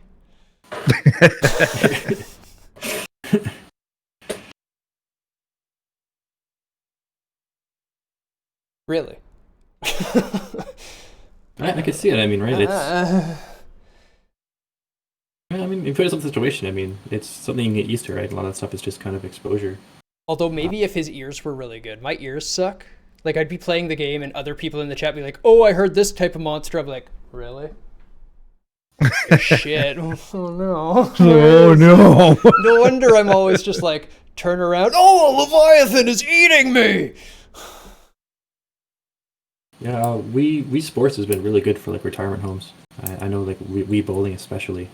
Yes. Get people standing and moving.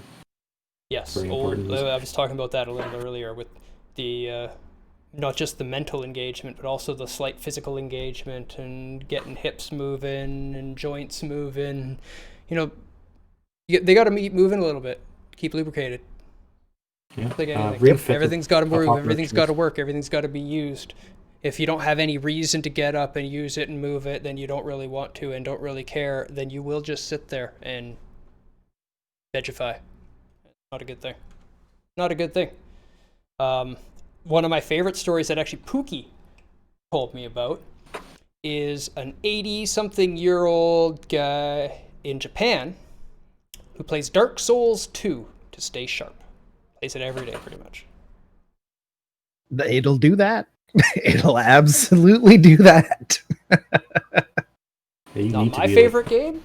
Top reflexes. Maybe not the best of the series, but it was his choice, and it's what he likes, and it's what he plays, and I strongly encourage him to keep doing what he loves.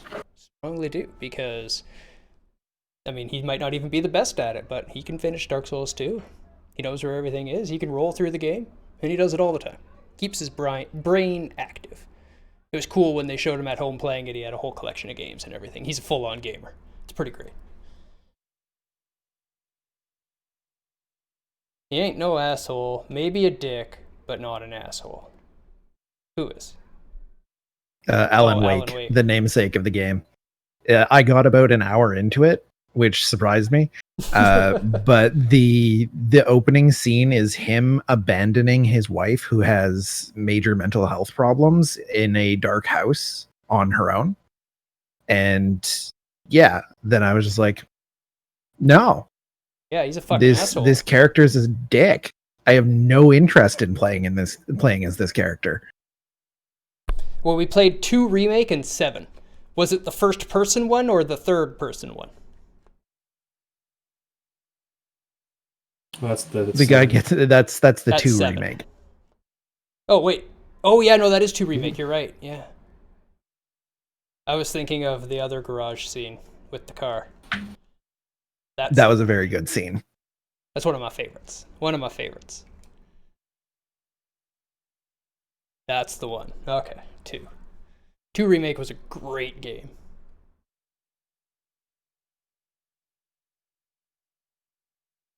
So we've almost come to the end, maybe a little short, but since we're talking about 2 remake, I had an interesting conversation come up, and I never really stopped to think about it.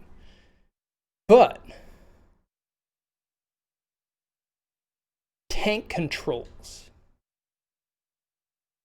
would be harder to write than just moving you up on the screen. Yes.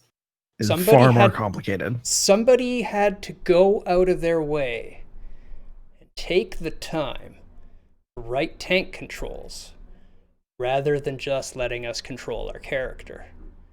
Reportedly, it was said in an interview by one of the developers of Resident Evil that they made the tank controls to increase tension. Yep. It's been their design choice from the start, and it's not a great one, but like I've known why it was there. A choice. It is a choice, and I know why it's nothing more tense than not being able to do 2 actions at once and having to back up and turn around real slow. But yeah, it is. I'm glad that it's not. Do you know what tank controls are, Rubido? You know what we mean by tank controls? Yeah. So those were made intentionally. It's far more work to make tank controls than it is to just have move your character up on the screen. Yeah, Resident Evil 1 started it. Many others used it. They created that on purpose and did work to make it. You did a thesis on this subject. Interesting. Interesting. Is it actually to create more tension is why they did it? Is that a solid fact? Yes. Okay. Fuck you, Capcom.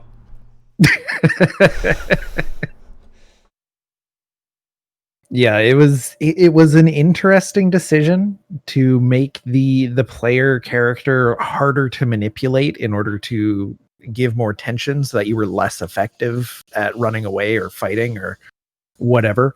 But it's also fucking horrible. Like Yeah, there is no It is redeeming not the factor. worst control scheme ever made. It's bad, but it's not the worst. The worst control scheme ever made is Landstalker, original unfixed version. Control scheme was so Landstalker? bad, I don't know anything they about released that. a fixed version. They took it from BioForge. Yeah, I mean, it made it all the way to Resident Evil 5. Yeah, It's It Capcom- probably shouldn't have, but it did. Capcom would have to. Capcom has to take some fault. they Doesn't matter removed it where for they got it 6. from. They used it for 5 fucking games. They removed it for 6 at least, but Hey, Mr. even Tube, 6 how's it still had control issues. But yeah, the controls on here. Let me grab the controller. Which one? I have this one. This is actually what it would have been played on. All right, Landstalker. So it's an isometric, right? So everything's 45.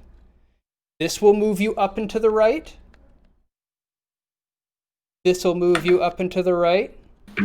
This will move you down and to the left. This will move you down and to the left until you hit any angle. And then this will move you down and to the right, and this will move you down and to the right, and this will move you up and to the left, and this will move you up and to the left.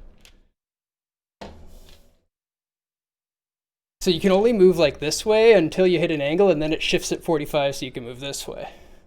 That's the My worst control brain scheme ever made. hurts. How do you even make that and be like, this is fine? This is okay.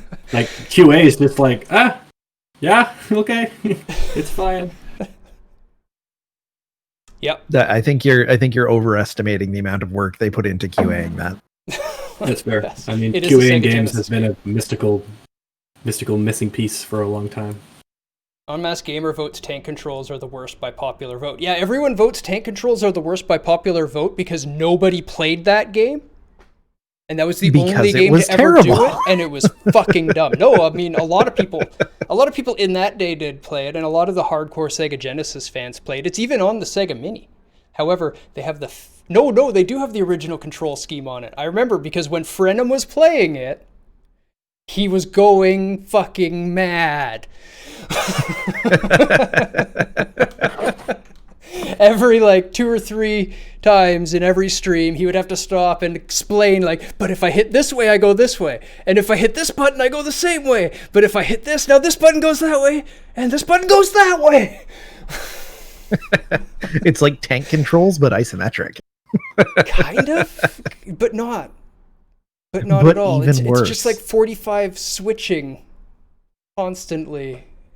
And heaven forbid you're trying to go one way and accidentally hit a diagonal. And then you just go the opposite way. And it's an isometric platformer where you're jumping on platforms in the air. Lovely. Because, that's always a great idea. Especially with those controls. Even the best isometric platformer, Super Mario RPG, I will fight you if you say otherwise. That's not good. It's not. I'm 100% with you. Isometric period basically just shouldn't be done.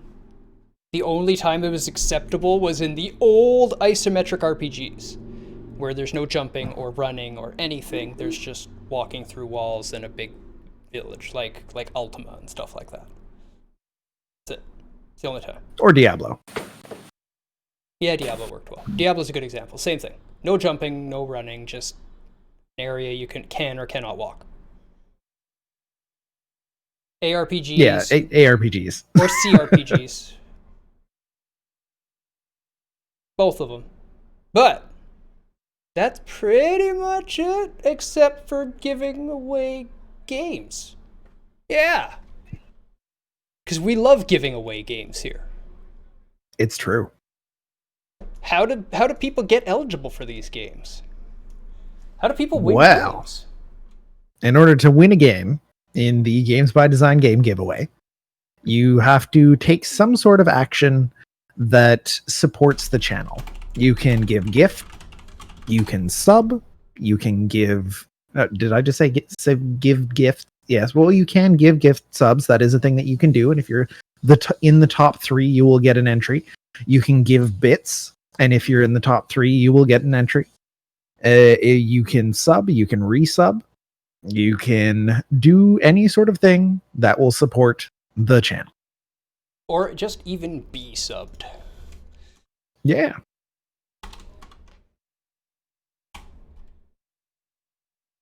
And we try to do 4 or 5 a week until we're out. We still have around 90. So... This is a bunch of games. We're more on the 5 a week lately.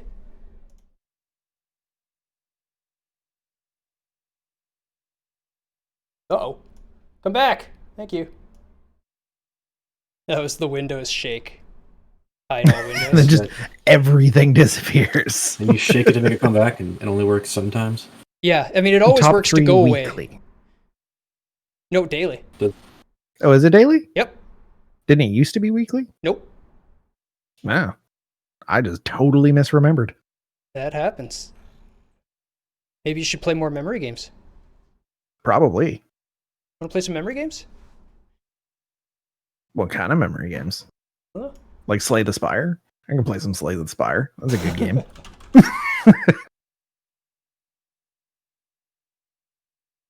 I'm so happy. I'm so happy with Slay the Spire. I'm so happy that I've been able to share that game with so many people. Yeah, I enjoyed it too. I haven't played a lot of it lately. I've been playing...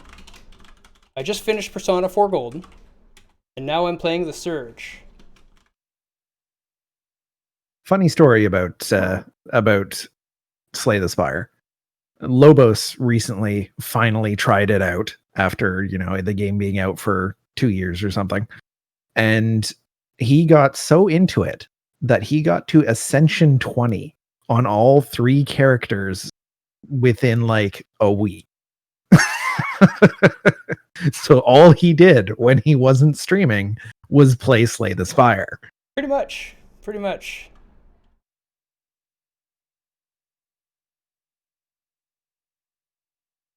I really have to write a bot that outputs this list for me. Yes, you do. It's growing. I love you guys for it, but it's a lot of typing. But I love you guys for it.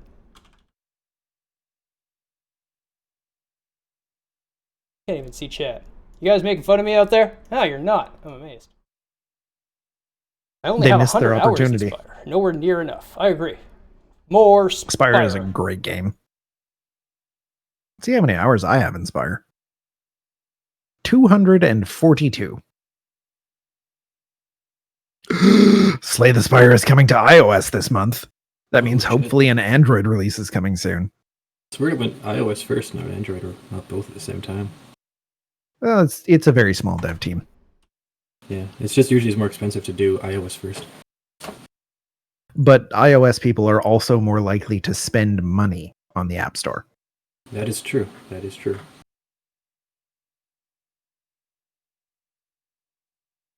Hey, Playing a SNES RPG that's isometric, can you guess how you move up and to the left? I said You probably don't. you go the controller cable at the port. You press left. The controls are actually sane. Huh. Who'da thunk it? How I have to play an isometric game to keep it all right in my head while I'm playing is hold the controller on the angle of the screen. And then my thumbs just know what to do.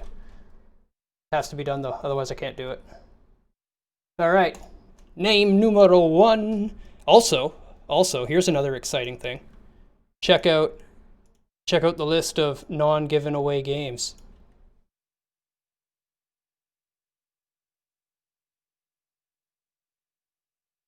We did it! We gave away all the video games. Well, at least all the ones that have been won. We found all the people.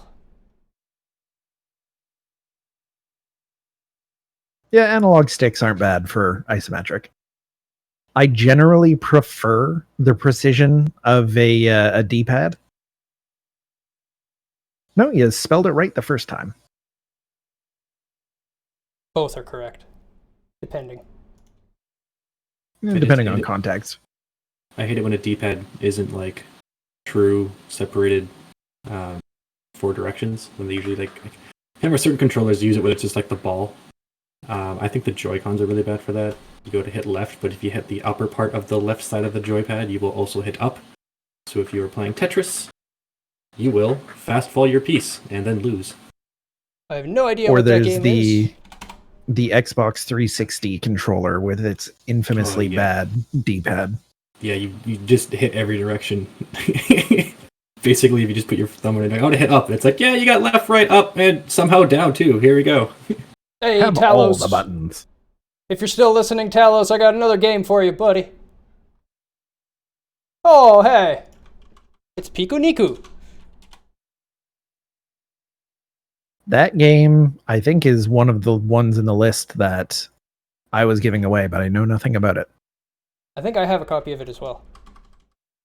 Oh, it's adorable. It is adorable.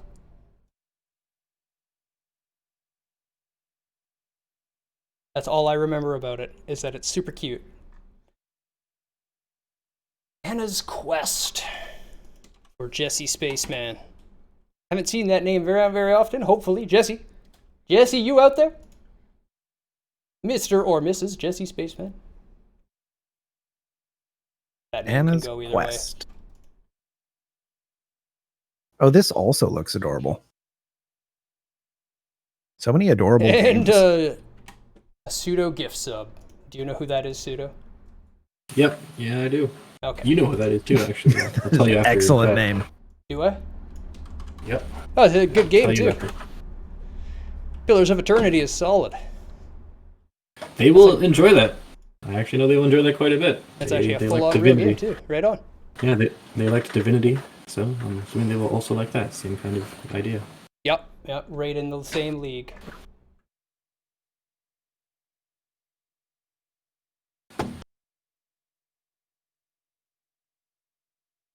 Ooh, that game's pretty. Which one? Pillars of Eternity. Yeah, I played most of it.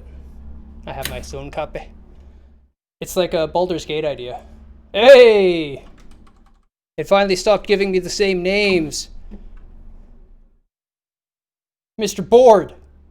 You finally come up, man. Watch him win his own game.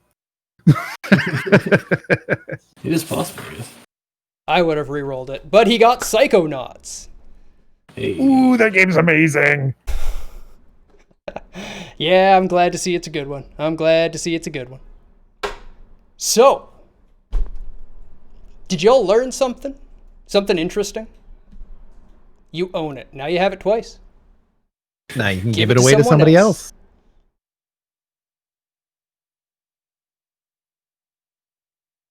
The roll is the roll. It's what I've given everyone else. Anybody in chat who hasn't played Psychonauts, it sounds like Board has a free key. Just saying. We'll figure something out with it. Anyway, did y'all learn something? Was it fun?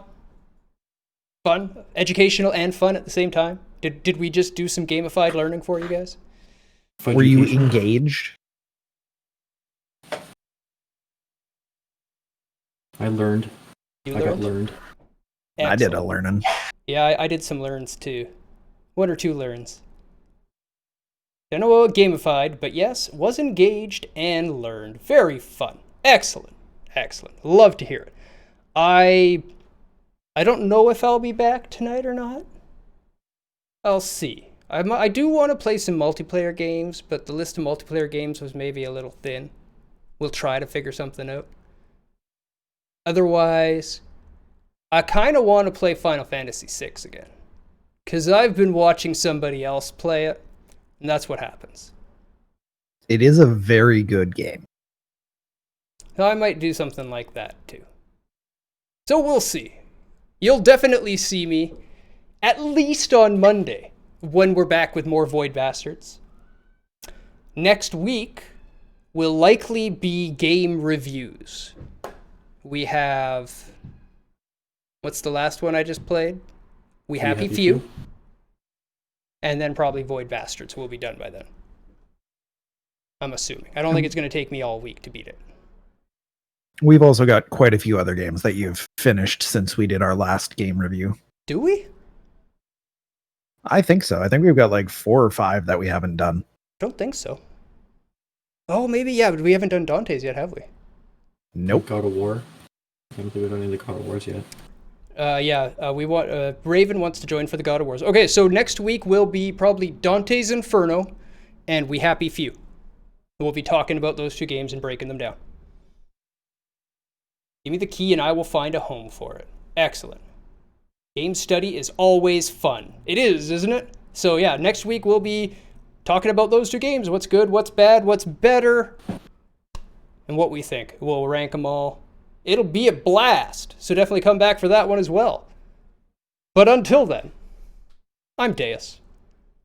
I'm Rage. And I'm Pseudo. And may all your shots be headshots.